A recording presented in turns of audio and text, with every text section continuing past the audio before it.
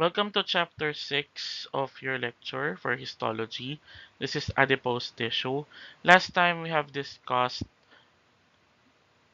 connective tissues. Adipose tissue is one of the specialized connective tissue that we will be tackling for the semester. So next slides will give us the information about the adipose tissues. As you can see, we are already done with the connective tissue proper. We have the loose or areolar connective tissue. We have the dense irregular connective tissue, dense regular connective tissue. For the embryonic connective tissues, we have the mesenchyme or the mother cells of all the connective tissues, and also the mucoid or the mucus, such as the Wharton jelly. And we also have discussed on the first part the reticular connective tissue. Now, for the next connective tissue that we will going to discuss, it is one of the most important connective tissues in your body, which is the adipose tissue. Next slide will give us what are adipose tissues, what are their functions, and why do we need to study them. Okay, what are adipose tissues? Ano nga ba itong mga tissues na to? They are connective tissues in which they are mainly composed of what we call adipocytes. Okay, so tatandaan nyo lang po na kapag pinag-uusapan natin ang adipose tissue, ang pinaka-main cell nila ay called adipocytes. Adipocytes or what we call fat storing cells. Okay po? So, kung dati sa mga previous we have a mesenchymal cells or other maybe fibers for the irregular or regular connective tissues. Sa adipose tissue class, ang pinaka main cell nito is what we call adipocytes. Okay? It comes from the words adipo means fat and cytes means cell. So fat cells. Pero ang tawag po sa kanila or literally in English, it is a fat storage cells. Ang mga adipose tissues daw natin class, it is 15 to 20% of the body weight. Sa lalaki po, in men. Okay? Sa mga lalaki, it is 15 to 20% of the body weight. So for example, you are 100 kilos, 15 doon or 20% doon sa meron ka ay adipose tissues. Okay? Pero, bad news, mas marami daw po sa 15 to 20% ang meron sa mga babae. Okay? So, mas marami po daaw na adipose tissue, pwedeng 25, pwedeng 30% naman po ang meron sa mga babae. Itong mga adipose tissues natin, class, pwede silang makita in isolated cases or isolated lang sila. So, kung titignan nyo po, more on, puro adipose tissues lang yung makikita nyo dun sa lugar na yon. Okay? So, mainly, sa mga lalaki po, yan po yung meron sa tiyan natin. Okay? Mga adipose tissues na kung malaki po yung tiyan ninyo, yan po ay puro adipose tissues. May iba naman pong adipose tissue na nasa loose connective tissue or nasa dense irregular connective tissue. So, medyo tanggalin ko lang to class, no? So, may mga adipose tissue daw po sa loose connective tissue o kaya daw sa dense irregular connective tissue. Maybe because those are supplying them for energy. Kasi po, ang inyong adipose tissues are mainly functions as energy metabolism. Okay? So, yung mga adipose tissues natin, kailangan yan for energy. Okay? So, class, kung tatandaan nyo sa Facebook, may kumakalat na meme na kapag daw po mataba, hindi agad mamamatay. Pero pag payat, biglang or konting gutom lang, mamamatay na po. Practically, they are true. Because adipose tissues used for energy metabolism. Okay? And more likely, ang ini-store po na fat ng adipose tissues ay what we call neutral fat. Okay? Yung neutral fat po na yan ay more likely, ang pinakalaman po nun ay what we call triglycerides. Okay? Plus marami po tayong fats sa katawan. Even though payat kayo, mataba kayo, meron din po tayong iba't ibang fats sa katawan. Okay? Meron tayong cholesterol, that's part of your fat. Pero dito po sa inyong adipose tissues, ang laman niya class, more on triglyceride. Yung triglyceride na yun, nasa store siya sa inyong mga adipocytes as lipid droplets. Okay? So, ano po yung mga adipocytes na yan or ano yung mga triglyceride na yan? Triglyceride is a long chain fatty acid esters of glycerol. Okay? Yan pong mga triglycerides na yan, kaya siya nandyan or the two properties of them, kaya sila tinatawag as nutrient storage for your adipose tissues. Unang-una, they are insoluble in water. Okay? Lipids can be concentrated with no adverse osmotic effects on a cell. So, di ba natatandaan nyo po yung tinatawag nating hypertonic, isotonic, hypotonic. Ito pong mga adipose tissues na to, since insoluble sila sa tubig, para silang oil class. 'Di ba pag ang oil sinama mo sa tubig, they are insoluble. Hindi sila sumasama sa tubig. So, ayaw natin ng energy or energy metabolism na sumasama sa tubig. Dahil kapag yung energy metabolism sumasama sa tubig, you can your energy can be diminished by drinking water lang, no? So parang oo, sige, uminom ka ng tubig, nangyari na walan ka ng energy. Okay? So kaya po siya efficient. And these lipids can, again, with no adverse osmotic effect. So, probably, wala siyang pakialam sa tubig. Okay? Wala siyang pakialam sa tubig. Okay po? Hindi po siya need ng tubig para magkaroon para ma-store itong mga triglycerides na to. Okay? And also, they are the most efficient. Okay? Paano po natin nasabi that they are most efficient in storing calories? Kasi po of their caloric density. Their caloric density is twice that of proteins and carbohydrates, including glycogen.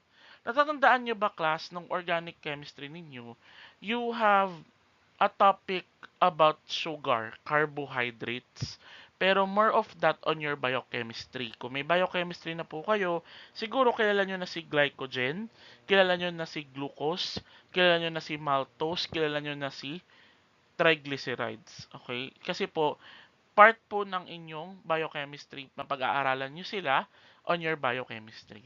Okay? So, tandaan nyo lang po dito po sa histo na ang caloric density ng inyong triglyceride, okay? Caloric density of your triglyceride rather is twice na nabibigay ng mga protein o ng carbohydrates ninyo. Okay? Kasi the carbohydrates is the main energy metabolism. Pero ito po, mas marami yung maibibigay niya sa inyo. So kung kayo po ay chubby, kayo po ay mataba, sigurado yan, marami kayong energy. Okay? These adipose tissues are derived or they trace their origin in what we call mesenchymal cells.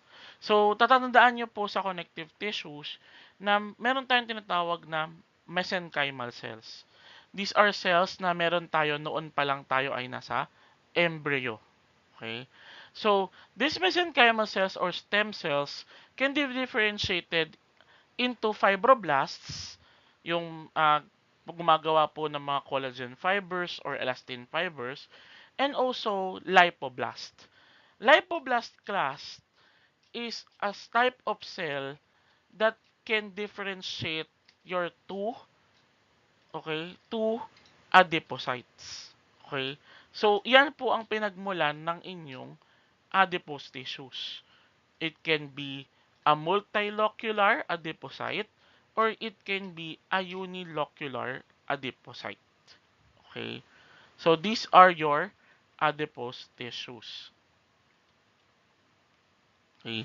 This is the adipose tissues life cycle.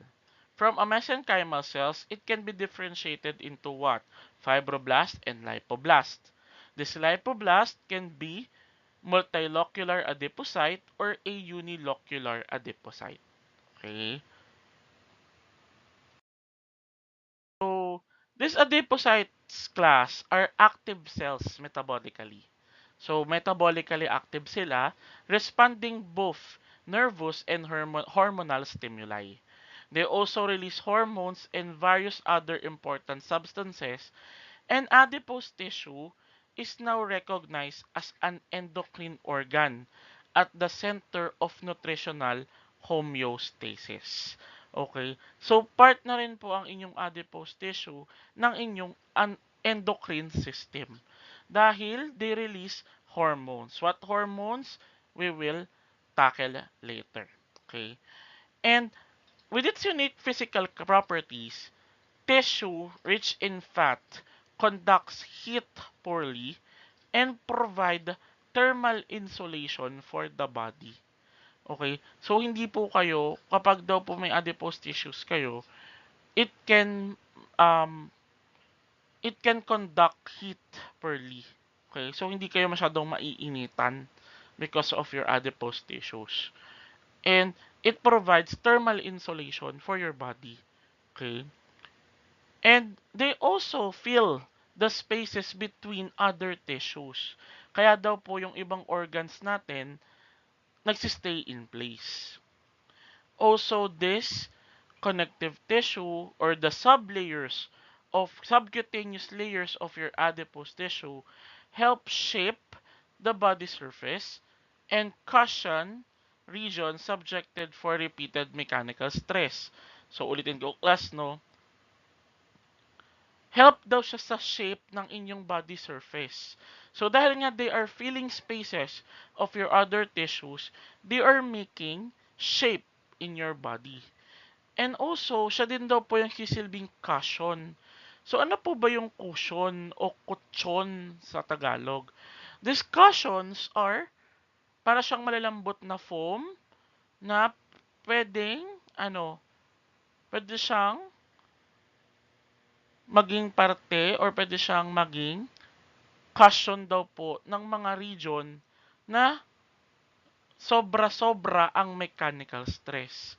So ano-ano po ba yung mga mechanical stress na yan? More likely ang inyong pong mga kamay, 'di ba? Ginagamit natin siya for ano? For everything. Your hands can be used for everything or your palm, okay? Can be used for everything. Ano pa? Heels. Siyempre, pag nakasuot kayo ng sapatos class, no, yung mga heels ninyo, 'di ba? Minsan, nahihirapan din 'yan for your weight. So, they serve as a cushion para madali kayong makatayo and also toe pads. Okay, toe pads. Aside from them, adipose tissues can be also found in your subcutaneous fat layer. Okay, subcutaneous fat layer. They can also be found in your omentum, your mesentery, cervical region, axillary region, and inguinal region. Okay? So, class, yung cervical region can be on the cervix and also can be your neck. Okay? So, kaya po ang dami nung iba, kaya po meron po kaming double chin, kaming chubby, because marami po kaming mga adipose tissues dyan sa aming cervical region, sa aming pong neck. Axillary. So, kapag meron po kayo nakitang mataba, tas ninyo, yung parang tinataas ninyo yung mga kamay nila, may makikita po kayo na gumagalaw-galaw na fats dyan. Okay? So, they are more likely, kapag mataba po kayo, pwede pong alog-alogin yung mga fats dito sa kamay nila or sa may kilikiling part. And also inguinal. So, inguinal class is more likely on the singit-singitan, no? Kaya po ang matataba, minsan malalaki din ang hita. Kasi because it is part of your inguinal region. Okay? So class, this is an example of your adipose tissues in your intestines. This class is an example of a loose connective tissue na may mga adipose tissues. Okay? Because as you can see, meron po siyang mga fibroblasts. And fibroblasts are also indicated in your what? In your loose connective tissues. Okay. There is also a connective tissue here sa gilid, a small vein or a small vessel called capillary. Also, there is a venule, a small vein, okay, and also an arteriole, a small artery, okay, sa inyong intestines. And as you can see, class, there are nuclei of your adipose tissues, ito pong dito, and the mesothelium. Mesothelium is the epithelium of your large organs, okay. And we have also the connective tissue septa, no? So, yan yung nagko-connect daw po sa mga connective tissues natin. And also, this is stained by hematoxylin and eosin. So, class hematoxylin and eosin is one of the most used stains in histopathology. Okay. H&E stain, ang tawag po natin dyan. And this is a medium magnification. Means that it can be only seen on your low power objective. Class yung iba't ibang types ng inyong adipose tissue. So you have the white adipose tissue. White adipose tissue is the one that you have seen earlier in the picture. And also we have the brown adipose tissues. Pero po meron din tinatawag diyan na the beige adipose tissue. However, that color is not what we wanted to discuss. Okay, meron lang pong tinatawag na beige adipose tissue. Pero normally, ang two major types lang na kailangan nating intindihin on our field is the white adipose tissue and the brown adipose tissue. So ano pong pinagkaiba ng dalawang yan? Marami po silang pinagkaiba lalo-lalo na sa kanilang location, structure, color, and function. Ang white adipose tissue class, more likely common type of specialized fat storage consists of cells, each containing one large cytoplasmic droplet of whitish yellow fat. Okay, so ulitin ko lang class ha. Itong white adipose tissue, mas marami sa kanila na fat. Okay, sila yung talagang lalagyanan ng mga fat. Okay.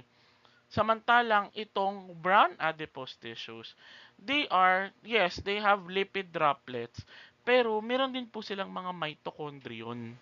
Hindi sila purely na taba lang na nilalagay sa inyong katawan. Okay? Because of that mitochondrion, it gives them the darker appearance.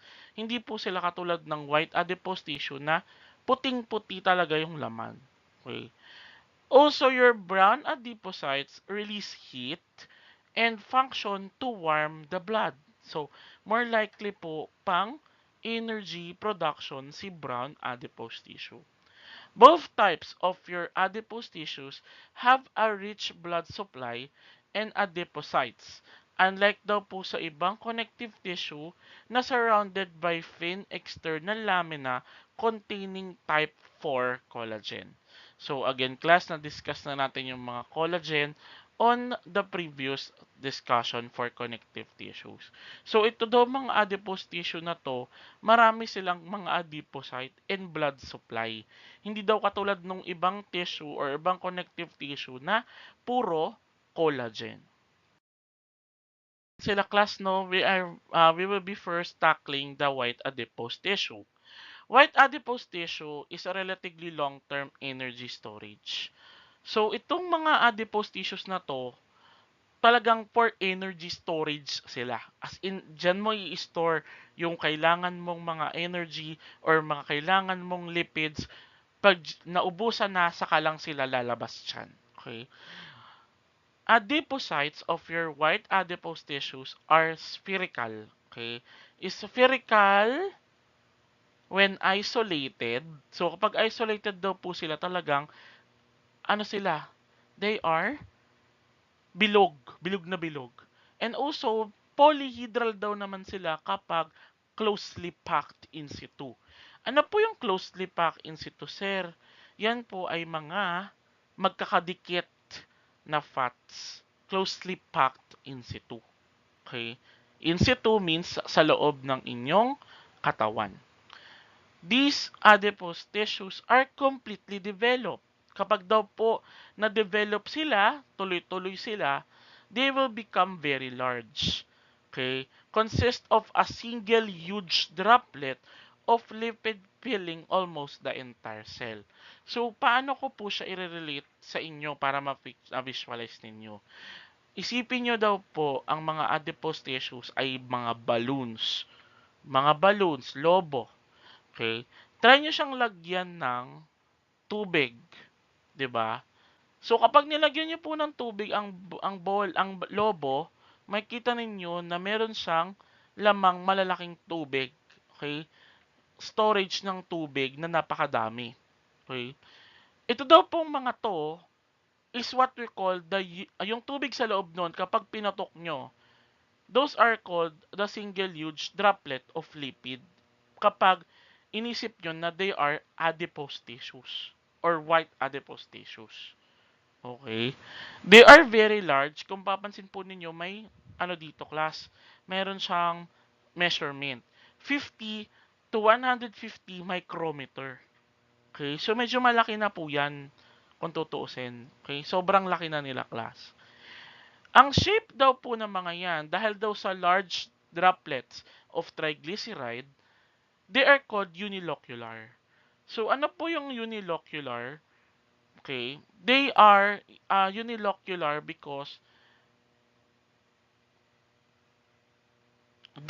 when lipids are removed from the cells by silene, okay, empty sila. Okay? Empty sila sa standard light microscopy. Okay? Kaya daw po sila tinawag na unilocular. Wala silang laman maliban sa nucleus. Okay, kapag naubos na doon po ng silene, okay, silene is a powerful solvent on our body. On our body, no. Solvent when it comes to your slide preparation. So, nung anatomy physiology, 'di ba, nagkakaroon na kayo ng viewing also of your cells. So, yun po, ginagamitan din natin silang silene, no? So, kapag po yung mga lipids na yan ay na-remove daw po ng cells, ng silene in particular, makikita nyo daw po sa loob niyang mga cells na yan na parang wala silang laman. Okay? Para daw po walang laman sila. Kaya tinatawag silang unilocular. And also, meron din pong tawag sa kanila na signet ring appearance. So, kunyari nakita na ba kayo ng diamond ring, no? Yung diamond ring na may bato sa ibabaw o yung engagement ring, parang ganun daw po yung itsura nitong mga white adipose tissues ninyo. Kasi, sa sobrang daming lipid droplets na pumapasok sa loob niya, it flattens the nucleus against the cell membrane.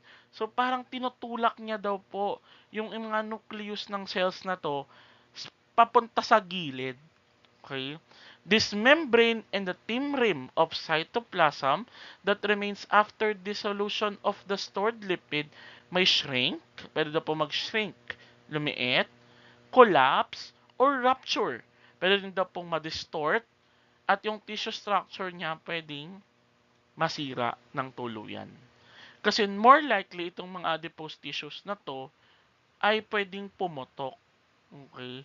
So, ibig sabihin po, sa matataba, kapag sila, yung mga adipose tissues nila, white adipose tissues nila, ay nawala, more likely po, papayat talaga sila. Okay? Kasi nga, their cells will shrink, will collapse. Okay? Will collapse or rupture. Okay? Or maybe distorted.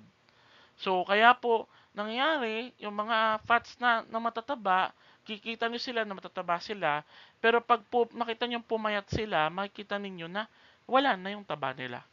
Because their white adipose tissues are already used for energy. Or, they adipose tissues are shrinked, okay, collapsed, or ruptured. Yung kanilang mga white adipose tissue. So class, this is what a picture of a white adipose tissue is all about. So ayan daw po, kung mapapansin niyo po dito no class, this is a nucleus. Ayan po ang nucleus ng inyong malaking white adipose tissue. Ayan. So, kung makikita ninyo, ayan po, oh. Okay? Yung kanyang nucleus class nasa gilid, no? Kasi nga, ang more likely, ang laman nito ay, ano, adipocyte na merong triglyceride, lipid droplets. Okay? So, makikita po ninyo dito sa drawing ko sa gilid, no? This is a peripheral nucleus. Sa loob po nun ay may large droplet. Okay? This is the cytoplasm in red. Okay? So, mapapansin ninyo, ay, oo nga, no? Ayun yung cytoplasm niya sa gilid. Pero ayun ang nucleus sa gilid niya. Pinakasulok. Okay? So, they are mononuclear cells na mukha daw pong signet ring. So, ayun din drawing ko pa, no? Signet ring class. Ayan, no? Signet ring ang itsura niya. Okay? So, pag nakita po kayo ng ganyan, what kind of cell are these? These are white adipose tissues. So, dahil nga ang white adipocytes or white adipose tissues can store triglyceride, yung triglyceride na yan, pwede daw pong manggaling into three sources. Number one is a chylomicron. Number two will be very low density lipoprotein or the VLDL. And also free fatty acids and glycerol. These three are the main fats or lipids of your body. Okay? So, ano-ano po ba yung mga yan? Chylomicrons are the dietary fats brought to the cell via circulation. So, dietary fats yung mga chylomicrons natin. Chylomicrons are also, if I'm not mistaken, they are the most soluble fat that you have in your body. Also, we have here the VLDL, or they are lipids synthesized by the liver and transported in blood. Okay? So, those VLDLs are transport lipids. Okay? Transport lipids sila. And fatty acids and glycerol na nasisynthesize po ng ating adipocyte itself. Okay? Nasisynthesize mismo nitong ating white adipocyte. Okay? Since the function of your white adipocyte or white adipose tissue is to store fats, meron din siya syempre na ginagawang free fatty acids and glycerol. Pero yung class, mas makikindintihan nyo siya or mas maaalala nyo siya or maaaral nyo siya when you go to your biochem. Ewan ko class kung meron na kayong biochem this year, no? Pero it will be introduced to you in biochem, and they will further you will further understand this white adipocytes, or these fats. Okay? These components, chylomicrons, VLDLs, and free FA and glycerol when you come to your clinical chemistry. Pag nag-uusap na po kayo ng inyong cholesterol, lipid profile. Okay? And sinasabi ko nga po sa inyo kanina, itong mga white adipocytes natin or white adipose tissues secrete hormone called leptin. Ayan. Okay? Leptin. Okay? So, this production of 16 kilodalton polypeptide na tinatawag nating leptin, it is a satiety factor. Okay? Satiety factor which targets cells in the hypothalamus, other brain region, and peripheral organs which help regulate daw po our appetite. So, kapag alam ng katawan mo na busog ka na, mag-release si white adipose tissue ng leptin. Okay? Or i-regulate ni leptin ang inyong yung inyong chan or ang inyong pagkain, appetite. Under normal conditions, class. Pero kapag syempre may sakit na kayo, nahihirapan na rin si leptin para sabihin na busog ka na. And also, this leptin participates in the formation of the new adipose tissue. Okay? So, syempre, kung kulang ka na sa adipose tissue at marami kang kinakain, kulang ka na sa kanya, what you will do? The leptin will create a new one. Okay? The leptin will create a new layer of your adipose tissue or white adipose tissue for you. Okay? So, yan po ang ginagawa ng inyong white adipose tissue. This figure class, kung kanina po, we have the mesenchymal cells and the lipoblast or what we call also the pre-adipocytes. Okay? There are pre-adipocytes na nade-differentiate into three different adipocytes. Okay? We have the brown adipocyte, we have the beige adipocyte, and also the white adipocyte. So these mesenchymal cells differentiate as progenitor cells for all the connective tissues, including pre-adipocytes or what we call the lipoblasts. These are initially of two types. These pre-adipocytes develop within the lateral mesoderm of your embryo, produces large number of white adipocyte, forming white adipose tissue, and smaller number so-called beige adipocytes. Okay? With cytological features and gene expression patterns of both white and brown adipocytes. Okay, so yan daw pong beige adipocyte has white adipocyte and brown adipocyte na magkasama. Okay? So, nabanggit ko na kanina that the white adipocytes are unilocular, in which one large droplet occupying most of the cytoplasm. The white adipocytes is usually more larger than the other two. Okay, so kung titignan po natin, ano bang function kanina ni white adipocyte or white adipose tissue? They are to store lipids. Okay? They are to store lipids. Kaya po karamihan or 90% ng laman po ng inyong white adipose tissue ay ano? Ay lipids or triglyceride. No? Yun yung pinakalaman niya. Kasi yan po yung pinaka-function ng white adipocytes ninyo para mag-store ng triglyceride ng fat. Okay? Then brown adipocytes differentiate from the another population of pre-adipocyte located in paraxial embryonic mesoderm and remain multilocular. So, multilocular, maliliit daw po yung kanyang droplets. Meron din pong mitochondrion. Okay? So, anong pinakaiba ulit nila? The white adipocytes, ang tawag sa kanya unilocular.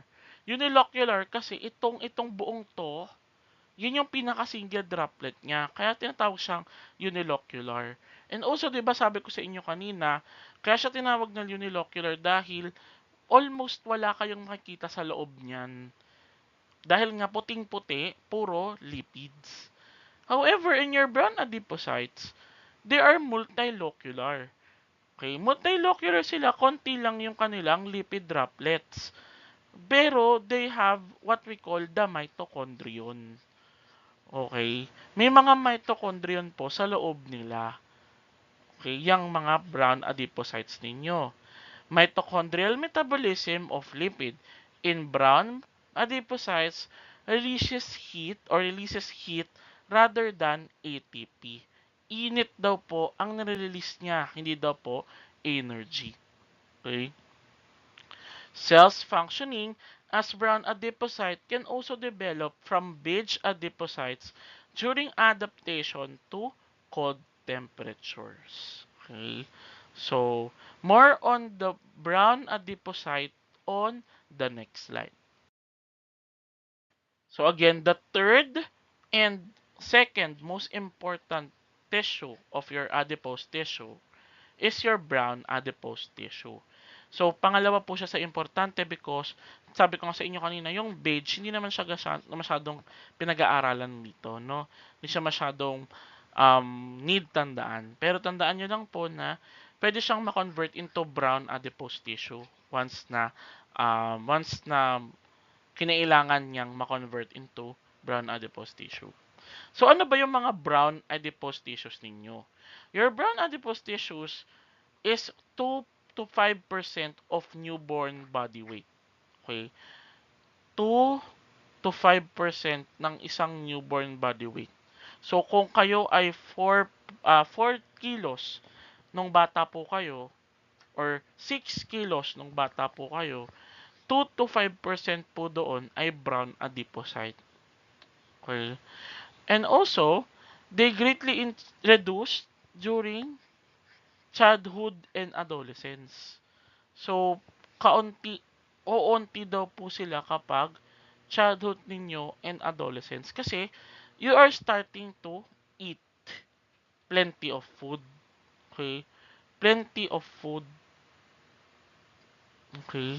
Kaya po yan, nare-reduce because during your childhood, during your adolescence, kailangan nyo pong kumain. Because they are your energy sources. Okay? Dito po sa inyong mga brown adipose tissues, marami kayong makikitang abundant na mitochondrion. Yung abundant mitochondrion na yun has cytochrome pigment. They are scattered among the lipid droplets of your fat cells and the large number of capillaries in tissues. Okay? So, ito daw pong kulay ng inyong brown fat, kaya daw po siya tinawag ng brown adipose tissue, dahil daw po sa very abundant mitochondria na nai-stain nitong cytochrome pigment na to, and also dahil po sa large number of capillaries around it. Okay? Kaya daw po siya nagiging brown. Okay? And also, they are having small inclusions of lipids. Konting-konting lipid lang ang meron sa kanila. Kung meron man po sa kanila, hindi po ganon kadami katulad ng isang bulto, katulad ng white adipose tissue. Okay? And they are multilocular for that case. Konting-konting mga lipids lang or small droplets of lipids lang ang meron sila, hiwa-hiwalay pa. Okay? And those small droplets, abundant mitochondria, enriched vessels or vasculature, all help mediate this tissue's principal function. Ano po bang function nitong brown adipose tissue? Heat production and warming of the blood. Okay. So, kung tutuusin, kung mapapansin nyo yung class, si white adipose tissue more on insulation, pagpapalamig ng katawan. Samantalang itong brown adipose tissue, heat production, pampapaninit ng inyong katawan, and warming of your blood. Okay? So, kung mapapansin ninyo class, di ba sinasabi nila, binubuhay mo ang dugo ko. So, their adipo or their brown adipose tissues, yung may kasalanan kung bakit po nabubuhay yung mga dugo nila. No? Yung mga brown adipose tissues na yan, because they are very numerous or abundant in mitochondrion. Those mitochondrion is an energy production. Okay? Energy production sila. So, they are warming the blood. Okay? So, ano pa po ang locations ng mga brown adipose tissues ninyo? Saan ba sila makikita? Sa likod.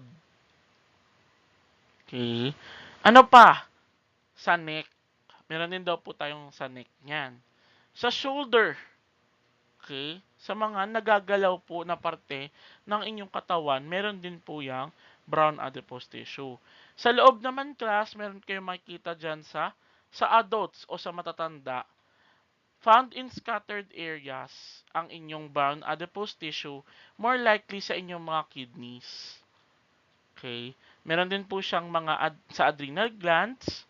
Meron din po siya sa aorta or yung sa pinakamalaking blood vessel ng inyong heart. And also the mediastinum. Mediastinum class is a cavity of your heart. Okay, heart, esophagus, um, heart, esophagus, and your stomach. A heart, esophagus is all part of your mediastinum. Okay? Isa po yung region or cavity sa inyong katawan. Part siya ng thoracic cavity class. In class, the brown adipose tissues or cells of the brown fat are polygonal and generally smaller daw po sila sa white adipocytes. Their smaller liquid droplets allow the nucleus to be more centrally located. So dahil nga po kaunti lang yung mga kailangan nila, kaunti lang yung fat na nag-i-store sa kanila, yung nucleus nila makikita mo na sa center. Okay, more centrally located. Brown adipocytes are often closely packed around large capillaries, and tissue is subdivided by connective tissue partitions into lobules. Okay, lobules daw po yung tawag dun sa partition nila. They are better delineated than the lobules of the white adipose tissue. So, pag yun daw po, nakita ninyo class, ang brown adipose tissue, marami silang linya. Okay? So, para daw po silang compartments sa loob ng isang malaking cell. Okay? Ang tawag daw po doon sa mga compartment na yon ay lobule. Okay? Cells of this tissue receive direct sympathetic innervation which regulates their metabolic activity. So, sympathetic innervation, discuss po natin yan when we go to the nervous system. Okay? For now, tandaan nyo lang po na meron daw po silang direct sympathetic innervation which regulates their metabolic activity. Also, the brown adipose tissue main function is to thermogenesis. Okay? Thermogenesis ang pinaka main function nila. Their physiology is best understood from the studies of tissues in the hibernating species. So, mas nakikita daw po yung pinaka function ng brown adipose tissue sa mga species na nag-hibernate. So, ano ba yung mga alam yung species na nag-hibernate? 'Di ba? Squirrel. Okay. Si Sandy the Squirrel po sa SpongeBob, kung nanonood kayo, 'di ba? May episode doon na natutulog siya, nag-hibernate siya. So, para malainitan siya, they are hibernating. Okay. Ito daw pong pag-hibernate ng mga to, pag natapos na daw po sila sa pag-hibernate, nerve impulses liberate norepinephrine. So, may mga hormone na tinatawag na norepinephrine na tinatanggal daw po or nerve impulses liberate. So, ibig sabihin, pinapalaya daw po ang epinephrine sa inyong brown adipose tissue. Okay. Mga epinephrine na yan, class, there are hormones that are also in your, okay, they are also in your kidneys. Okay, wag po kayong mag-alala sa kanila. They are, makikilala na po natin sila when we go to our kidneys or endocrine system.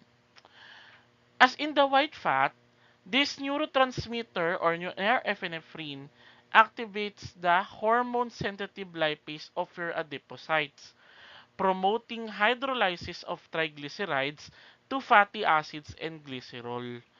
So, yung daw pong norepinephrine na yan, katulad sa white fat, ay nagpo-promote ng hydrolysis of glyceride. So, ano po yung hydrolysis? Hydrolysis class is breakdown of your fats. Okay? Breakdown of fats gamit ang water. Okay? Kaya daw po, kung mapapansin ninyo class, 'di ba?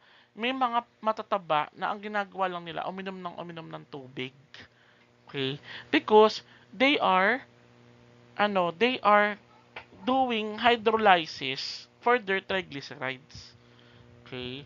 Ibig sabihin po, sinisira nila kung ginagawa nila ng cleavage ang inyong white fat. Okay? Para po, magkaroon tayo ng energy.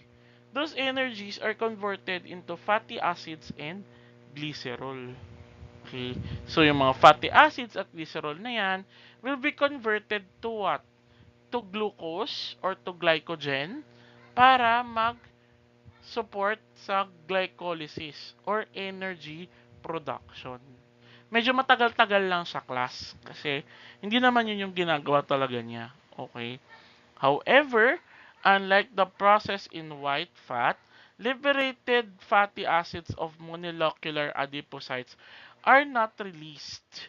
So, hindi daw po nare-released agad because they are quickly metabolized. Okay? With a consequent increase of oxygen consumption and heat production. Okay?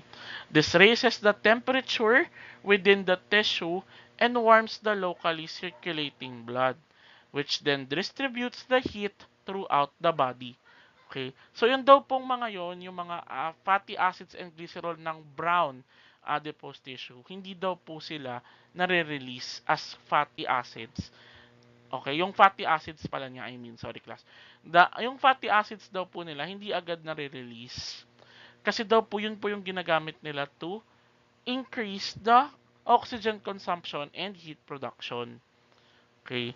Dahil daw po doon, kaya daw po tumataas ang temperature natin. Dahil it warms locally circulating blood.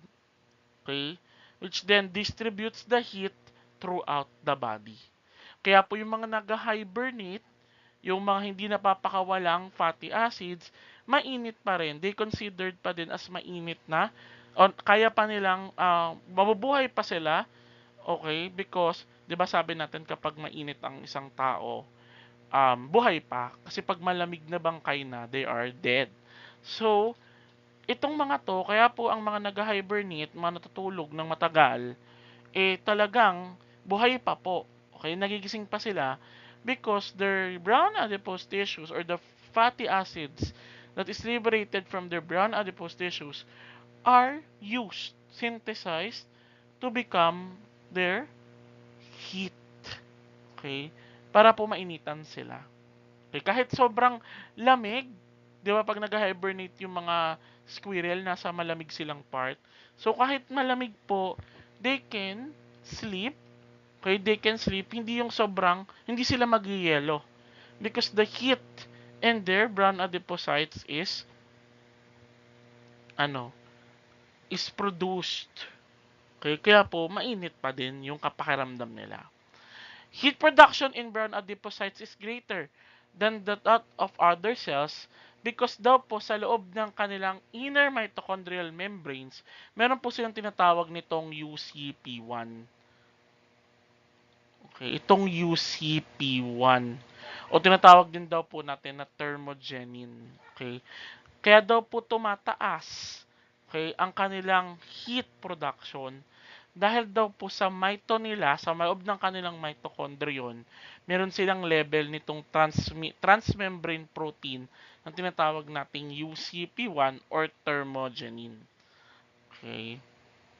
So, ito pong mga adipose tissues na yan, in the presence of the fatty acids, this UCP permits the flow of protons. Protons is a positively charged ions from the intermembranous space to the matrix without passing the ATP complexes.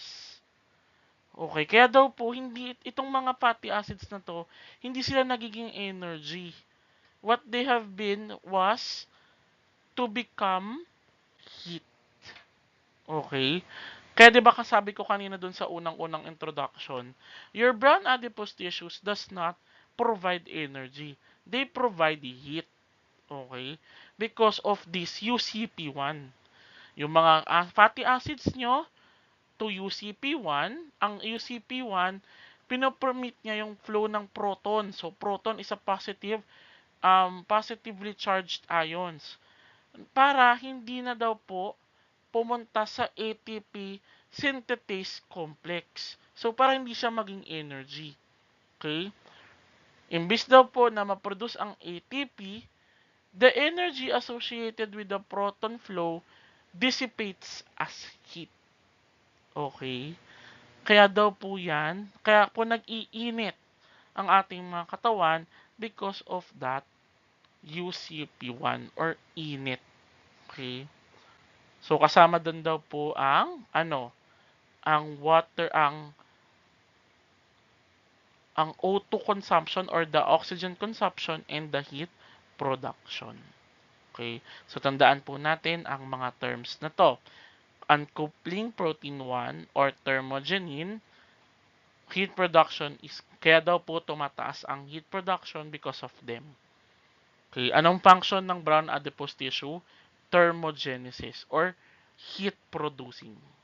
Okay po. So class, in your book, please see kung meron po kayo nito, figure 6-4. Makikita niyo po class na this is an example of your brown adipose tissue. So you can see, this is an adipose tissue class, itong part na to. This is a blood vessel. Okay. And the tissues or the adipose tissue has their nuclei, yung maliliit na block na yun. Okay. Ito po. Yan. Yan. Yan. There are their nuclei. Okay. Pero kung mapapansin niyo class, hindi sila ganun ka taba katulad na nasa gilid nila, itong kabilang side, no? Kasi nga, they are having their mitochondrion inside. Okay.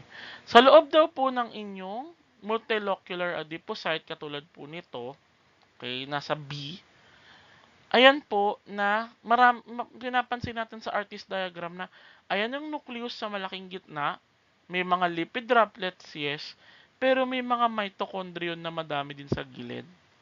Okay?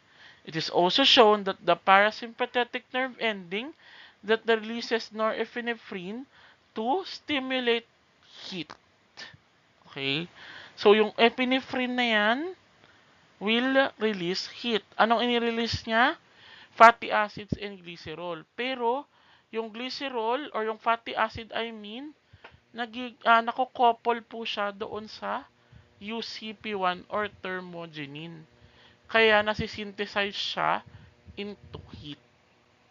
Okay? And this slide class gives us the comparison of your white and brown adipose tissues. So, ano bang pinagkaiba nila? So, we have parameters here on the side and we have the bright and the brown. So, ano po yung pinagkaiba nila? The color of your white adipose tissue is white to yellowish. Kaya nga daw po tinawag siyang white adipose tissue. And sa brown naman, brown to reddish.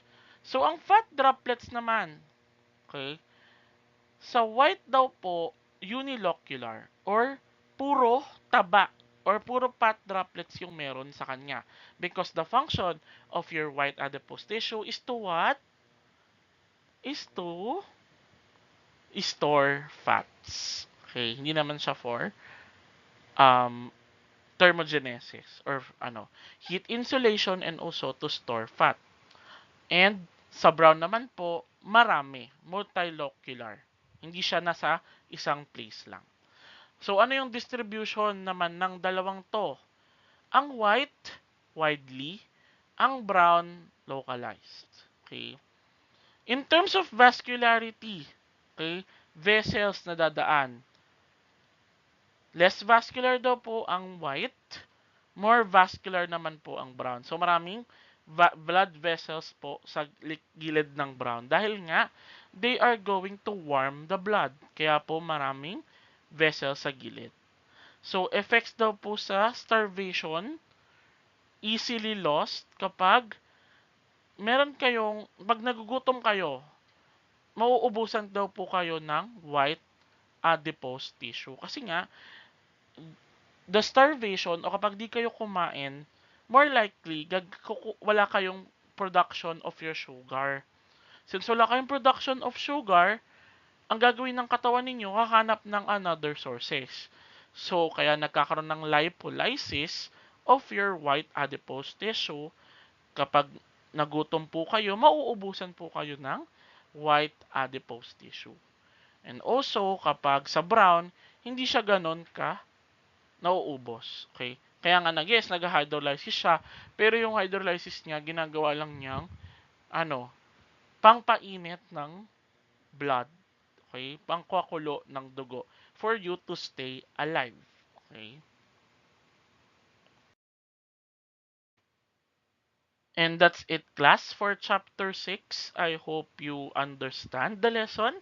If you have any questions for me regarding the topic, please don't hesitate to message me on Teams or on Outlook para masagot ko po ang inyong mga tanong. Next discussion natin would be cartilages and bone. So class, please stay tuned for the next lecture video. Bye-bye!